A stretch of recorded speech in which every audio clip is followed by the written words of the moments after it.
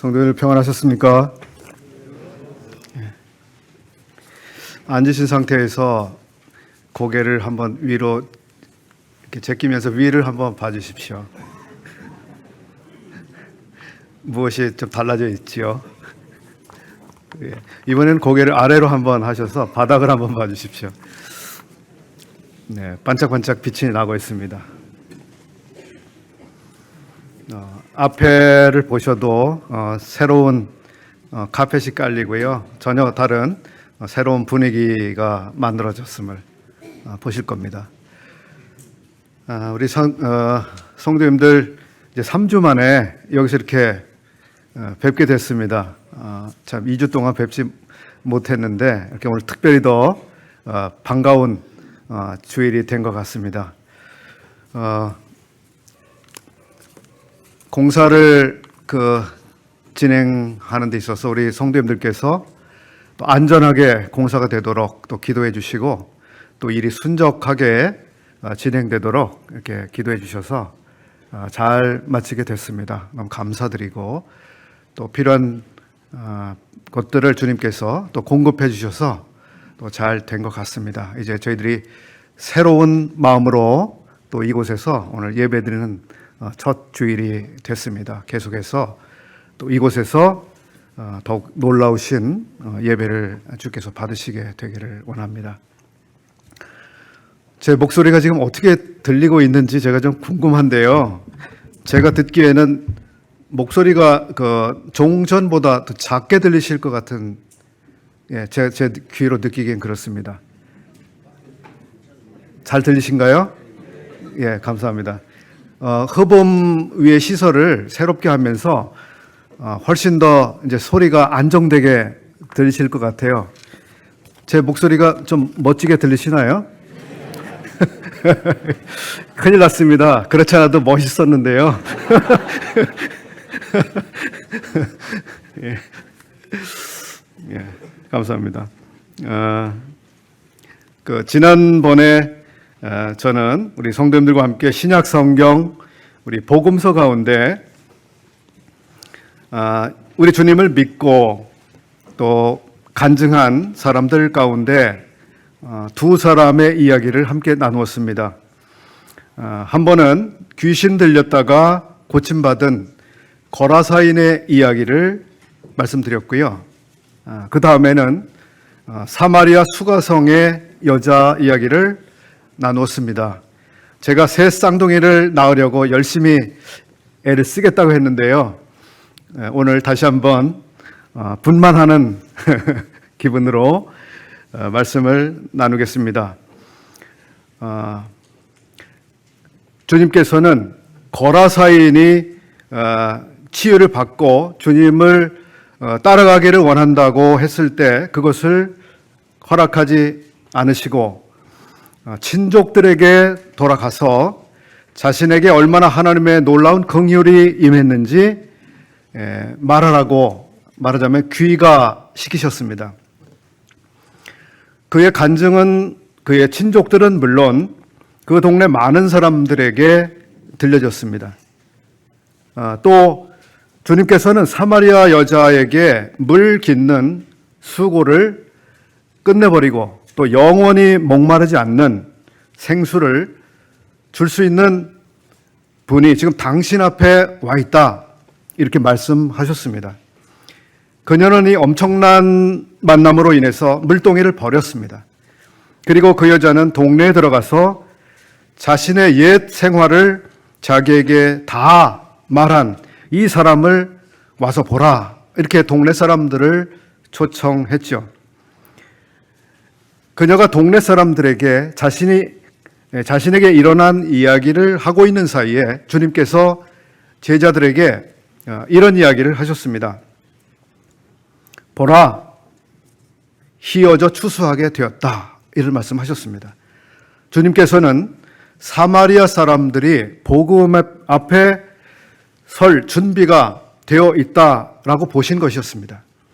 결과적으로 많은 사람이 주님께 직접 와서 말씀을 듣고 또 믿게 됐습니다.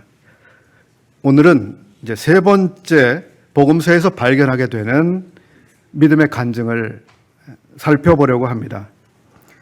이 이야기에 나오는 주인공은 병자입니다. 어떤 병에 든 사람이었을까요? 지금까지 살펴본 두 인물 중 한 사람은 귀신 들림과 관계가 있던 사람이었습니다. 즉 영적인 괴로움을 당한 사람에 대한 이야기였습니다.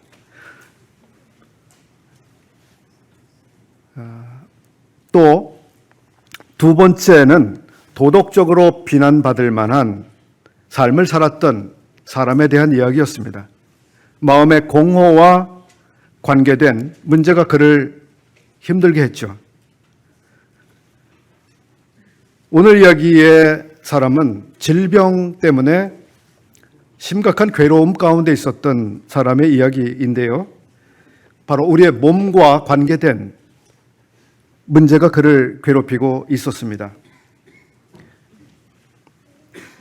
이처럼 주님을 경험한 사람들의 간증은 영적인 괴로움 또는 마음의 괴로움 혹은 육체의 괴로움 등에 있어서 이렇게 다양하게 나타납니다. 각 경우에 주님께서는 놀라운 긍휼 그리고 놀라운 능력으로 사람들을 대해 주시는 분인 것을 우리가 볼 수 있습니다. 오늘 이 자리에 함께 와 계신 여러분들 가운데 혹시 남에게 알리고 싶지 않은 어떤 괴로움을 가지고 계신 분이 계실지도 모릅니다. 스스로 생각해도 너무 수치스러운 느낌을 받으실 정도로 자신을 괴롭히는 그런 문제를 갖고 계시는 분이 계실 수 있습니다. 혹은 남들에게 아주 혐오감을 느끼게 할 수 있는 그런 문제를 갖고 있는 분이 계실 수도 있습니다. 이 모든 문제를 모두 주님께 가져갈 수 있습니다. 우리 주님은 우리의 연약함을 동정하지 않는 분이 아니요, 또 매우 원칙적이고 차가운 그런 분이 아니시라 우리의 연약함을 우리 입장에서 똑같이 느끼시고 또 이 고민스러운 문제를 친히 해결해 주기를 원하시는 분이심을 아시기를 바랍니다. 오늘 살펴보고자 하는 이야기는 문둥병이 걸려서 그 병이 매우 많이 진행됐던 사람, 즉 온몸에 문둥병이 퍼진 상태에 있던 사람에 대한 이야기입니다. 이 이야기는 마태복음, 마가복음, 누가복음에 다 나오는 이야기입니다. 그 가운데 오늘 이제 마가복음의 기록을 중심으로 살펴보겠습니다. 마가복음 1장 40절부터 45절 내용을 함께 보겠습니다. 마가복음 1장 40절부터 45절. 이 본문을 함께 읽어보기 전에 저는 마가복음 전체에 나타난 예수 그리스도의 치유에 대한 기록들을 대략 살펴보려고 합니다. 앞에 혹시 PPT가 보여지시나요? 예, PPT 상태가 어젯밤부터 예, 좋지 않습니다. 이제 수리를 해야 될 것 같습니다. 마가복음에는 전체 11가지의 그 치유에 대한 기록이 나오고 있습니다. 예, 그 가운데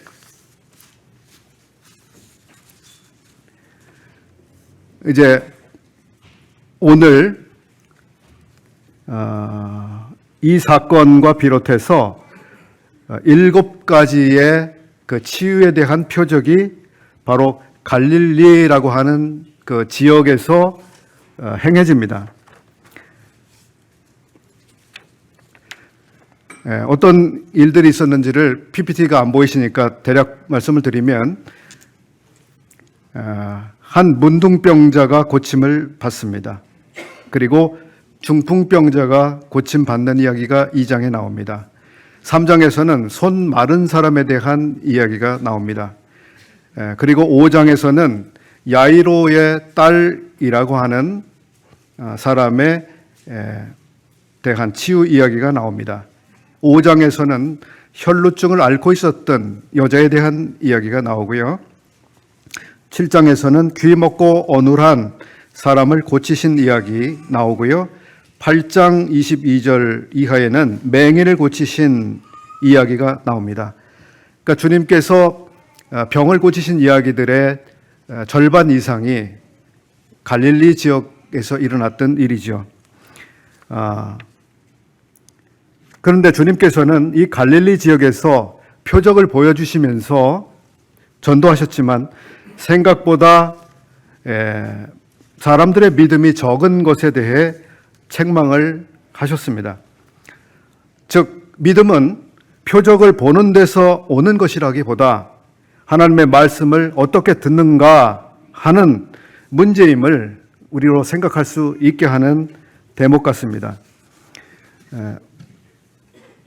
마가복음에 나타나고 있는 이 병고침의 표적들 가운데 두 번째 특징은 이제 갈릴리 지역 그리고 전체 유대인들의 지역뿐만 아니라 데가볼리라고 하는 곳에서 오늘날로 요르단 땅입니다. 또 어떤 표적은 두로라고 하는 곳에서 오늘날 레바논에 해당이 되는 곳이죠. 그리고 가이사랴 빌립보라고 하는 이스라엘의 최북단 시리아와 접경하고 있는 그곳이죠. 그곳까지 가셔서 사람들을 만나신 것입니다. 구원은 유대인에게만 필요했던 것이 아니고 모든 사람들에게 구주가 필요하다고 하는 사실을 이렇게 보여주는 것이라고 이해가 됩니다. 두로에 있었던 그 수로보니게 여인은 궤도 주인의 상에서 떨어지는 부스러기를 먹지 않습니까? 제가 비록 이방인이지만 저에게도 은총이 필요합니다. 유대인들이 떨어뜨린 하나님의 은총의 부스러기 그것이라도 저에게 주십시오. 라는 생각을 했던 것입니다. 마가복음에 나타나고 있는 이 표적들 가운데 세 번째 특징은 우리 주님께서 자신이 베푸신 표적을 통해 치유받은 사람들에게 조심시키고 또 당부하신 것이 눈에 띕니다.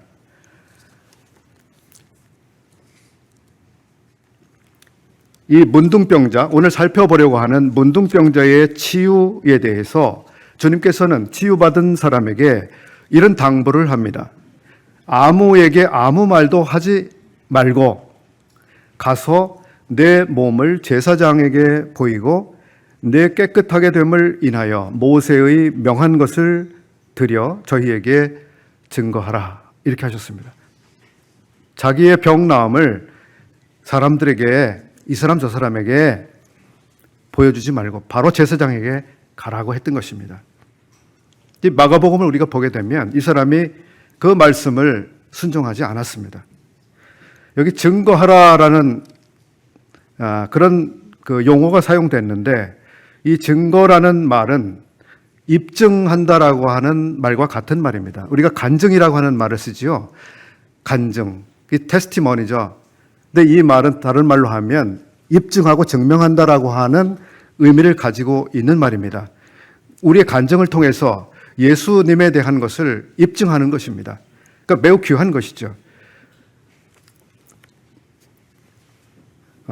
그 다음 회당장 야이로의 딸이 5장에서 고침받은 일이 있는데 그 일이 있은 다음 이런 당부를 하셨습니다. 이 일을 아무도 알지 못하게 하라고 저희를 많이 경계하셨다. 이렇게 기록하고 있습니다. 그 다음 귀 먹고 어눌한 사람이 고침을 받았는데 이 사람에게도 저희에게 경계하사 아무에게라도 이르지 말라 이렇게 말씀하셨습니다. 또 8장에서 보면 맹인을 고치셨는데 이 사람에게도 이런 말씀하셨습니다. 그 사람을 집으로 보내시며 마을에도 들어가지 말라 이렇게 말씀하셨습니다. 즉 주님께서는 많은 경우에 이런 놀라운 그 일에 대해서 이 사람 저 사람에게 많이 이야기하고 다니지 말라 그렇게 하셨던 것입니다. 주님께서는 제사장에 가서 내 치유된 몸을 보여라고 말씀하신 적이 있고, 어떤 경우에는 내 친족들에게 가서 이야기하라 이렇게 말씀하신 적이 있습니다. 아주 제한적인 것이었죠. 왜 그렇게 하셨을까요? 주님께서는 바리새인들처럼 나팔을 부는 유형의 행동을 좋아하지 않으셨던 것이 분명합니다. 마태복음 12장 15절 그 하반절을 읽어보시게 되면 예수께서 그들의 병을 다 고치시고 자기를 나타내지 말라 경고하셨으니, 그리고 19절을 이어서 보시면 그는 다투지도 아니하며 들레지도 아니하리니 아무도 길에서 그 소리를 듣지 못하리라. 들렌다 하는 말은 어수선하고 시끄럽게 떠들어댄다 이런 말입니다. 즉 주님께서는 자신의 소리를 막 더 높이면서 그 자신의 그 행하신 것을 여기저기 많이 알리는 이런 분이 아니신 것입니다. 이제 우리 마가복음 1장 40절부터 45절을 함께 읽어보겠습니다. 길지 않은 본문이니까 우리가 함께 목소리로 함께 읽어보면 좋을 것 같습니다. 1장 40절부터 45절까지 함께 읽겠습니다. 시작. 한 문둥병자가 예수께 와서 꿇어 엎드려 간구하여 가로되 원하시면 저를 깨끗게 하실 수 있나이다. 예수께서 민망히 여기사 손을 내밀어 저에게 대시며 가라사대 내가 원하노니 깨끗함을 받으라 하신대 곧 문둥병이 그 사람에게서 떠나가고 깨끗하여진지라.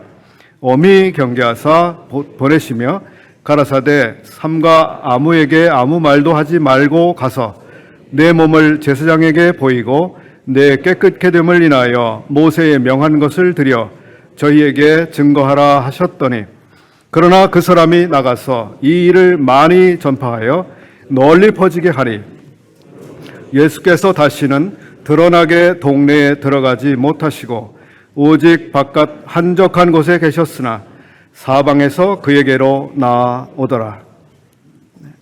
이 이야기의 주인공은 심각한 질병에 걸려 있습니다. 환자입니다.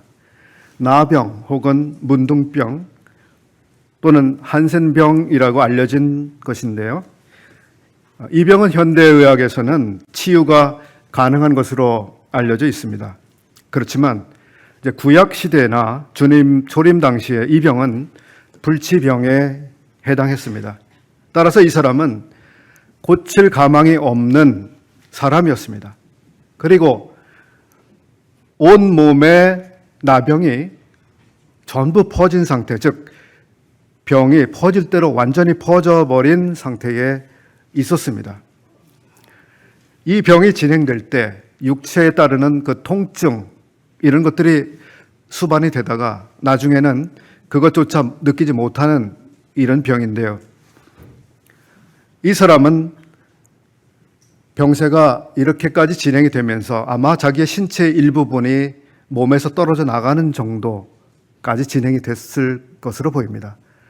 자기의 코가 어느 날 없어져 버리고 자기의 귀가 없어져 버리고 심지어는 자기 손가락이 없어져 버리는 이런 하나하나의 일들이 자신에게 일어날 때 무슨 생각을 하게 될까요? 절망감을 느끼고 있었을 것입니다. 그뿐만이 아니라 이 병은 전염성이 매우 강했기 때문에 한 번 전염되면 그 사람도 평생 그 병을 앓다가 죽어야 하지만 가족, 친구, 이웃 그리고 주변 사람들이 모두 그 사람을 멀리할 수밖에 없습니다. 감염되면 그 사람도 똑같아지기 때문이죠.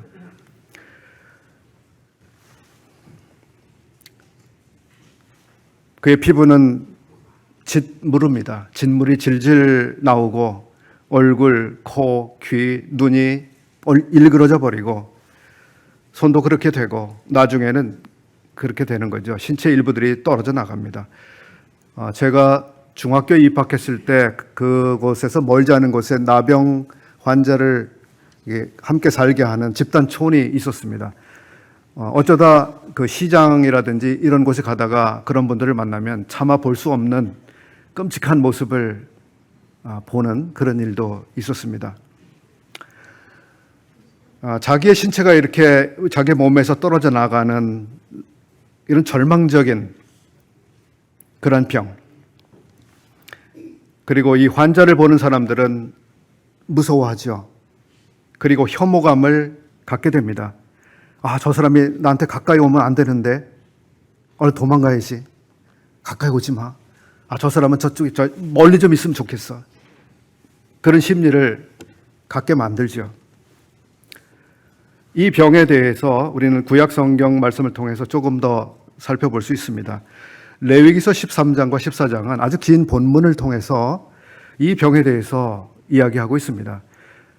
유대인들 사회에서 이 병이 발생할 수 있었고 그 병이 발생하게 되는 경우 어떻게 해야 되는지를 미리 모세를 통해서 이야기해 주셨습니다. 레위기 13장 1절부터 몇 절을 읽어보겠습니다. 레위기 13장 2절부터 읽겠습니다. 만일 사람이 그의 피부에 무엇이 돋거나 뾰루지가 나거나 색점이 생겨서 그의 피부에 나병, 즉 문둥병 같은 것이 생기거든 그는 곧 제사장 아론에게나 그의 아들 중 한 제사장에게로 데려갈 것이요 제사장은 그 피부의 병을 진찰할지니 환부의 털이 휘어졌고 환부가 피부보다 우묵하여졌으면 이는 나병의 환부라. 제사장이 그를 진찰하여 그를 부정하다 할 것이요 진단하는 것이죠. 피부의 색점이 희나 우묵하지 아니하고 그 털이 희지 아니하면 제사장은 그 환자를 이레 동안 즉 7일 동안 가두어 둘 것이며 일주일 만에 제사장이 그를 진찰할지니 그가 보기에 그 환부가 변하지 아니하고 병색이 피부에 퍼지지 아니하였으면 제사장이 그를 또 이레 동안 가두어 둘 것이며 6절입니다. 이레 만에 제사장이 또 진찰할지니 그 환부가 엷어졌고 병색이 피부에 퍼지지 아니하였으면 이것은 피부병이라. 제사장이 그를 정하다 할 것이요 그의 옷을 빨 것이라. 7절 그러나 그가 정결한지를 제사장에게 보인 후에 병이 피부에 퍼지면 제사장에게 다시 보일 것이요 제사장은 진찰할지니 그 병이 피부에 퍼졌으면 그를 부정하다 할지니라. 이는 나병임이니라. 나병은 피부에 생기는 질환이지요. 일반적 피부병이 아닙니다. 이 증세가 보이면 사람은 제사장에 가서 자기의 환부를 보여주면서 자기에게 생긴 질환이 나병인지 아닌지 확인받아야 했습니다. 어떤 경우는 분명하게 나병이라고 판단할 수는 없지만 의심스러운 경우는 7일간 감금하도록 했습니다. 그러고도 다시 의심스러운 경우는 또 다시 7일간 감금을 당해야 했습니다. 이것은 본인에게나 또 가족들에게 얼마나 긴장되고 떨리는 시간일까요? 이것은 마치 요즘 우리들이 건강검진을 받게 되면 결과를 기다리는 시간들이 있지 않습니까? 일주일 뒤에 와서 결과를 보십시오. 말씀드리겠습니다. 이러잖아요. 그 기다리는 일주일이 얼마나 초조한지요. CT를 찍거나 MRI를 찍거나 혹은 뭔가 문제가 있어서 조직 검사를 하게 되는 경우 결과를 기다리는 날들이 정말 말할 수 없는 긴장을 가지고 옵니다. 7일간 감금된 상태에서 이 나병 의심 환자는 별의별 생각을 다 해보겠죠. 저에게도 금년 1월인지 2월인지 비슷한 경험이 한 번 있었습니다. 어느 토요일 장로 집사회의를 함께 하고 저녁 식사를 하러 갔습니다. 식사를 하고 교회로 돌아오는데 걸어왔습니다. 걸어오는데 걸음을 걸을 수가 없었고 숨을 쉴 수 없었습니다. 이 흉부의 통증이 말할 수 없이 느껴지면서 숨을 쉬려면 이 공기를 마셔야 되는데 공기를 마실 수가 없었습니다.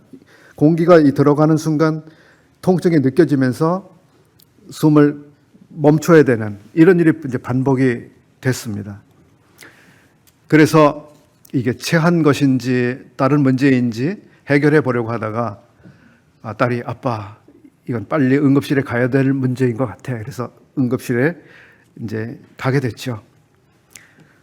이제 가니까 의사가 이것저것 물어보기도 하고 뭐 만져보기도 하고 여러 가지 하고 소변도 검사하고 혈액도 뽑고 여러 가지를 했습니다. 뭐 혈압, 엑스레이 여러 가지를 많이 하고 이제 응급실에 누워 있었습니다.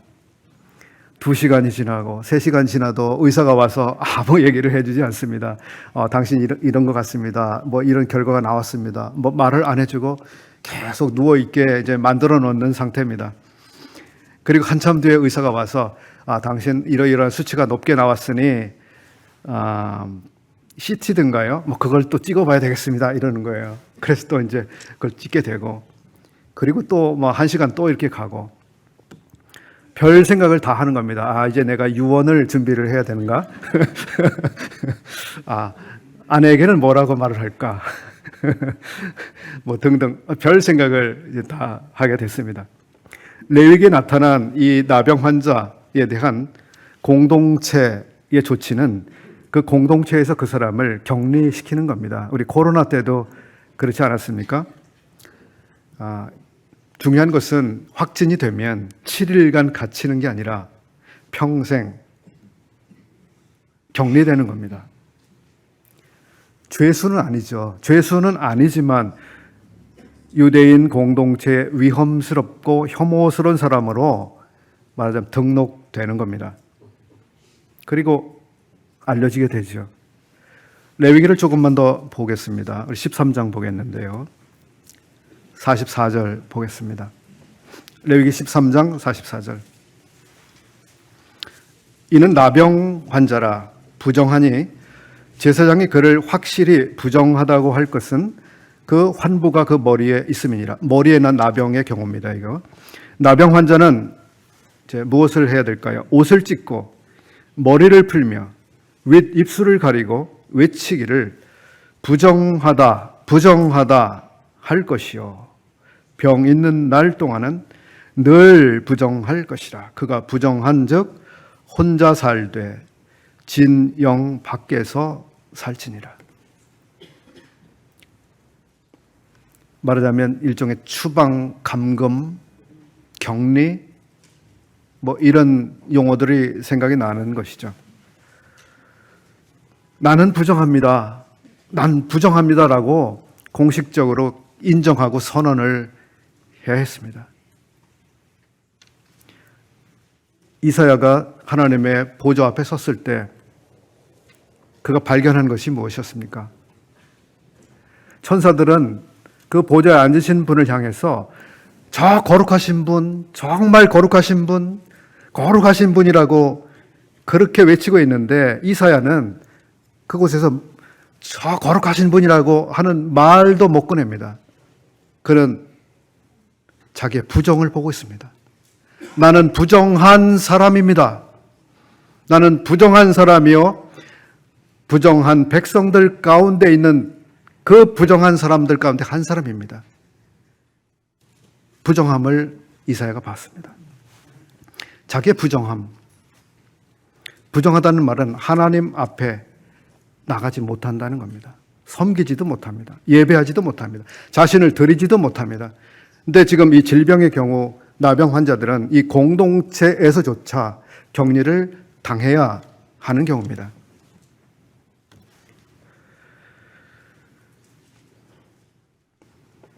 자기에게 그런 선언을 한다는 것은 굉장한 치욕감을 들게 했을 것 같습니다. 진영 밖에서 혼자 살아야 했습니다. 아마 그 기간은 평생이 될 것입니다. 즉 죽을 때까지입니다. 죽어야 끝나는 그 문제. 죽을 때까지 사랑하는 가족들에게로 돌아갈 수 없습니다. 함께 살 수 없죠. 이 사람의 나병은 다른 가족들에게도 매우 불명예스럽고 혹은 충격이 됐을 것입니다.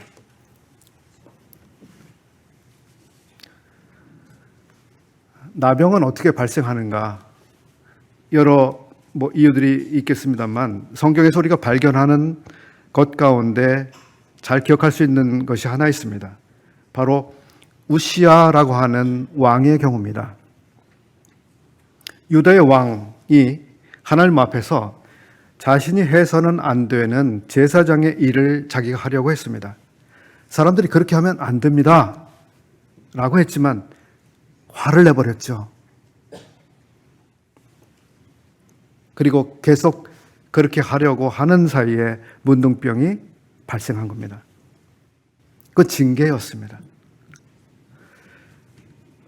나병에 걸리자 그는 비록 왕이었지만 더 이상 왕일 수 없는 사람으로 떨어집니다. 격리 조치돼야 했습니다. 그 후 그는 비참한 나머지의 인생의 날들을 보내야 했죠.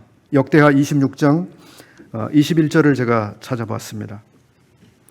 우시야 왕이 죽는 날까지 나병 환자가 되었고 나병 환자가 되매 여호와의 전에서 끊어져 별궁에 살았으므로 그의 아들 요담이 왕궁을 관리하며 백성을 다스렸더라.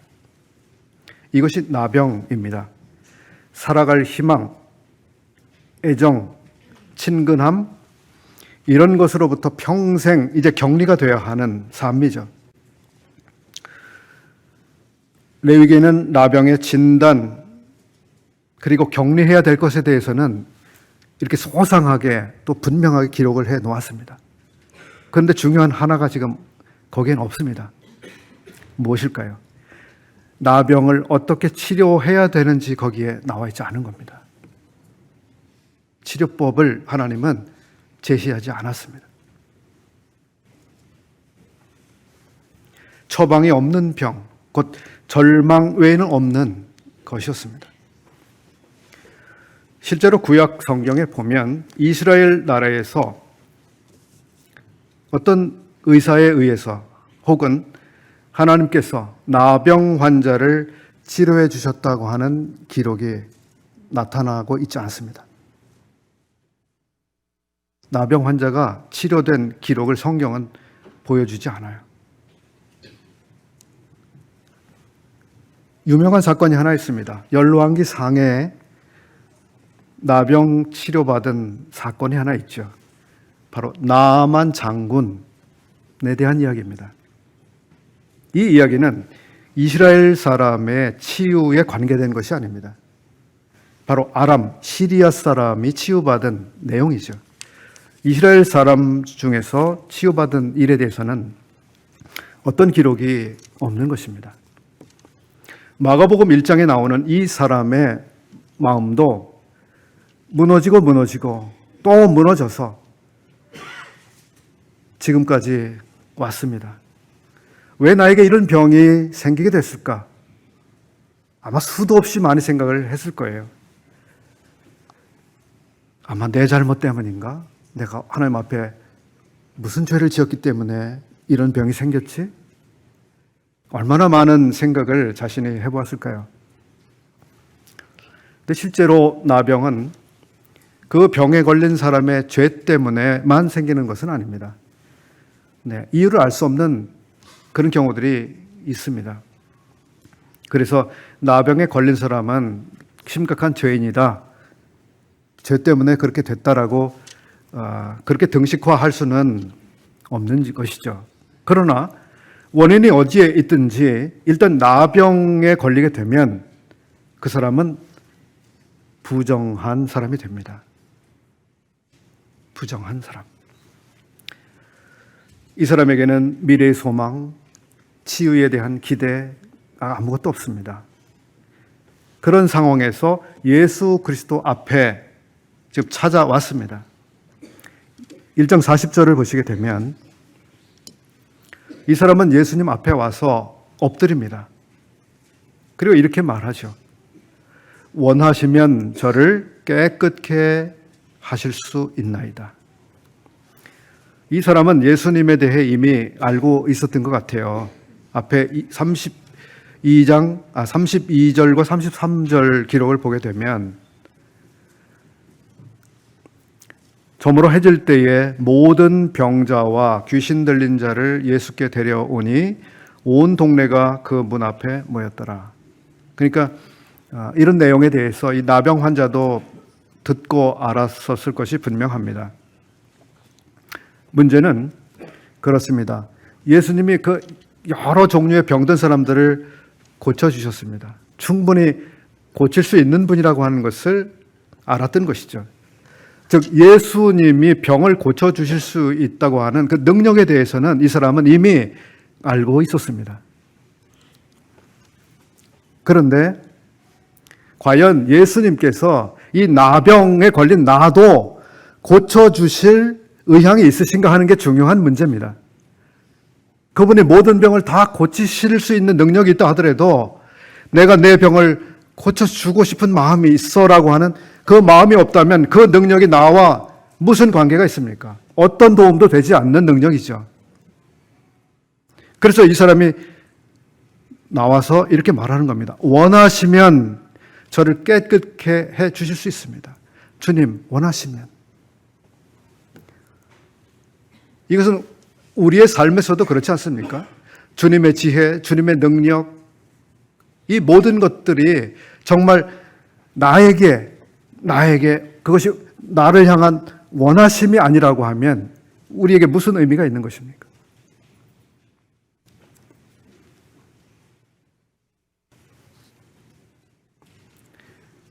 그는 겸손하고 무례함이 없이 간청을 하고 있었죠. 무릎을 꿇고 엎드려서 주님 원하시면 이렇게 말씀을 드렸습니다. 주님은 민망한 마음이 드셨습니다. 그리고 손을 그에게 대셨습니다. 그러면서 그에게 이렇게 말씀하셨죠. 내가 원하노니 라고 말씀하십니다. 내가 원한다. 내가 원한다. 우리 모든 사람은 바로 원하는 것이 있습니다. 그러시죠? 제 앞에 여러 우리 성도님들 계시는데 각각 원하시는 게 다 있으시죠? 다 있습니다. 사소한 것부터 해서 중요한 것까지. 우리는 원하는 것을 하면서 살고 있습니다. 무엇을 먹을까? 짜장, 짬뽕, 아니면 볶음밥? 그 등에 이제 원하는 것을 먹죠. 혹은 놀기도 합니다. 뭘 하면서 놀까? 다양한 놀이거리들이 있잖아요. 그 중에 내가 원하는 것을 놉니다. 또 쉬기도 합니다. 어디서 쉴까? 어떻게 쉴까? 우리 원하는 대로 또 그렇게 합니다. 영화도 보고 음악도 듣습니다. 자기가 원하는 것을 하죠. 저는 클래식을 좋아하니까 클래식을 원하는 클래식. 이번 주는 브람스 음악을 좀 들어야 되겠는데 그 브람스 음악을 듣고 원하는 대로 우리가 그렇게 할 수 있죠.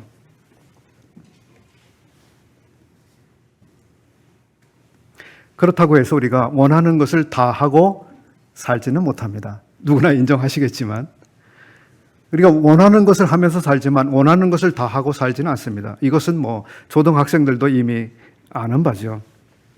즉 우리에게는 한계라고 하는 것이 있습니다.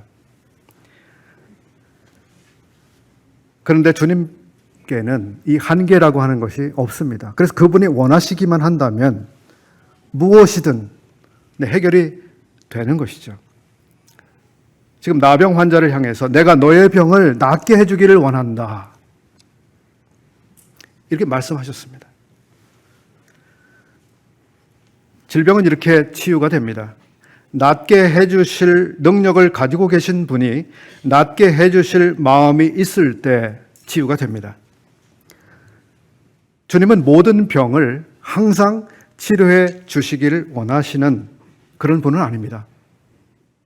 네? 정말 그래요? 주님은 모든 병자를 긍휼히 여기시고 모든 병을 치료해 주기를 원하시는 분이 아닙니까? 분명히 반문하는 마음이 드실 거예요. 그렇지 않습니다. 어떤 경우에는 주님은 병을 그대로 진행되도록 놔두시기도 합니다. 그게 하나님의 뜻인 경우가 있죠. 그렇게 하는 것이 그 사람에게 더 선한 것이라고 생각되시는 경우에 그렇게 하는 겁니다. 지금 이 나병 환자에 대해서는 이 사람의 병을 치료해 주는 것이 더 선하다고 주님이 생각하셨습니다. 그래서 치료해 주신 것이죠. 아주 짧은 시간 안에 이제 그의 몸에서는 고통이 사라졌고 모든 고통에서 이 사람은 벗어났습니다. 그리고 이런 몸에 대한 문제뿐만 아니라 그 마음을 누르고 있었던 수치감, 수치심도 없어졌을 겁니다. 나는 문둥병자야. 나에게 누구도 가까이 올 수 없어. 그리고 모든 불안감이 이제 사라졌습니다. 언제까지 이 내가 나병 환자로서 살아갈 것이며 어떻게 내 삶이 끝날 것인가, 그 안에 얼마나 더 비참한 일들이 생길 것인가에 대해서 얼마나 많은 그 불안감이 있었겠습니까? 근데 그 모든 불안감이 이제 사라졌습니다. 그리고 더 이상 이제 다른 사람들에게 혐오감을 일으키는 사람이 아니라 다른 사람들과 다정하게 이야기할 수 있는 사람이 된 겁니다. 악수도 할 수 있습니다. 팔짱도 낄 수가 있게 됐습니다. 옆에 앉아서 같이 음식을 먹을 수도 있게 됐습니다. 커피도 마실 수 있게 됐죠. 스타벅스에서 만납시다. 네. 그의 삶은 어제와 오늘 완전히 달라졌습니다. 친구들을 만날 수 있게 되었고요. 무엇보다 자기를 기다리고 있는 가족들에게로 돌아갈 수 있게 된 겁니다. 이 사람이 만약 아버지였다면 가족들은 아버지 없이 수년간을 지내왔겠죠. 이 사람이 만약 아들이었다면 그 가족은 아들이 없는 채로 생활해 왔겠지요. 이제 이 사람이 집으로 돌아갈 수 있게 된 것입니다. 얼마나 말할 수 없는 행복이 그 가정에 왔을까요? 이 나병 환자의 귀가, 이것은 제가 생각할 때 탕자의 귀향만큼이나 가족들에게 엄청난 기쁨과 감사를 가져다 주었을 것 같습니다. 탕자가 집에 돌아왔을 때 아버지가 얼마나 기뻐했습니까? 이 문둥 환자가 집에 돌아왔을 때 가족들이 얼마나 환호했을까요?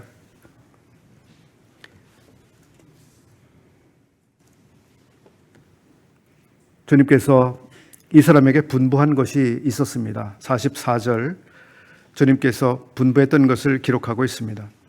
그는 자기에게 일어난 이 엄청나게 행복한 사건에 대해서 이 사람 저 사람에게 이야기하고 다니지 말아야 했습니다. 그런데 그는 그렇게 했습니다. 아마도 너무 감격하고 기뻐서 그랬을 것이라고 생각합니다. 분명히 저는 이해할 수 있습니다. 그런데 주님께서는 이 사람의 부주의하고 순종하지 않는 이 행동으로 인해서 어떻게 되셨습니까? 더 이상 그 마을에 머물 수 없게 되셨습니다. 아마도 그는 자기에게 주님이 행하신 기적을 많이 이야기하고 다녀도 문제될 게 없다 이렇게 생각했는지도 모릅니다. 오히려 내가 이렇게 간증을 하고 다니면 주님의 이름이 더 잘 알려지게 될 것이라고 생각했는지도 모릅니다. 이러한 사고방식은 주님께 합당하지 않습니다.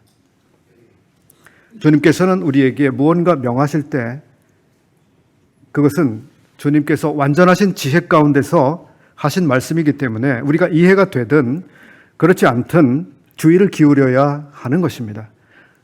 내가 이렇게 하면 주님이 기뻐하시겠지.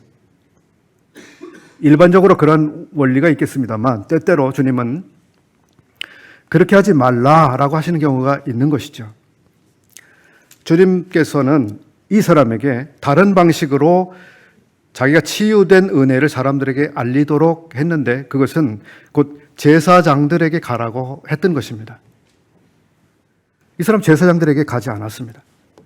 만약에 이 사람이 제사장들에게 가서 자신의 깨끗하게 된 몸을 보여주고 그리고 모세가 가르친 대로 예물을 제사장들에게 가지고 갔더라면 즉 그러한 방식으로 간증을 했더라면 어떻게 됐을까요? 제사장들이 주님에 대한 생각이 달라졌을 겁니다. 아, 예수라고 하는 그분은 모세의 율법을 무시하고 그런 사람이지. 제사장들이 그런 생각을 하고 있었잖아요. 근데 주님은 모세가 그렇게 명한 대로 그렇게 문둥 환자에게 가서 몸을 보여주고 예물을 가져가라고 하셨던 거예요. 그렇게 했다면 제사장들이 예수 그분은 모세가 명한 것들을 참 존중하는 분이구나, 그렇게 생각하지 않았을까요?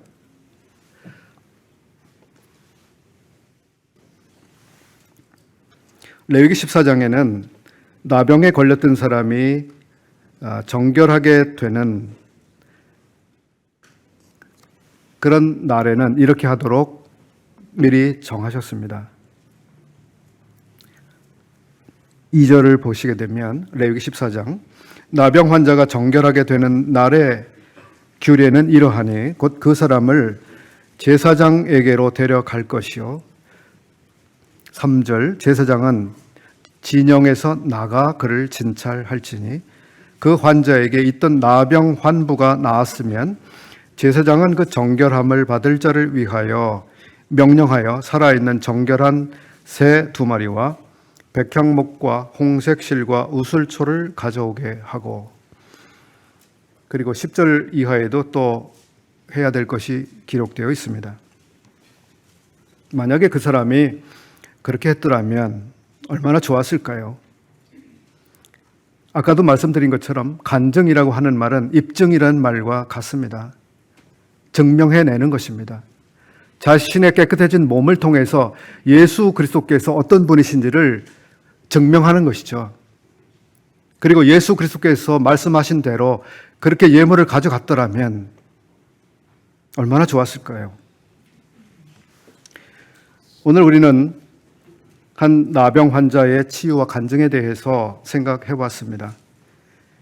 이 사람은 최대의 불행한 삶에서 최상의 행복을 경험하는 날을 맞았습니다.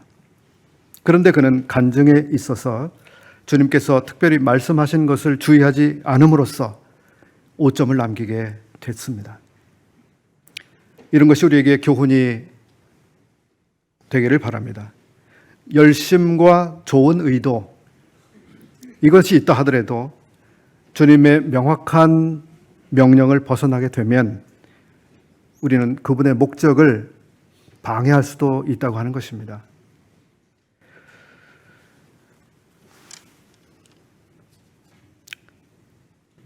이런 유감스러운 점이 있다 하더라도 이 사람의 삶과 이 사람의 가정은 매우 행복한 가정으로 회복이 됐을 겁니다.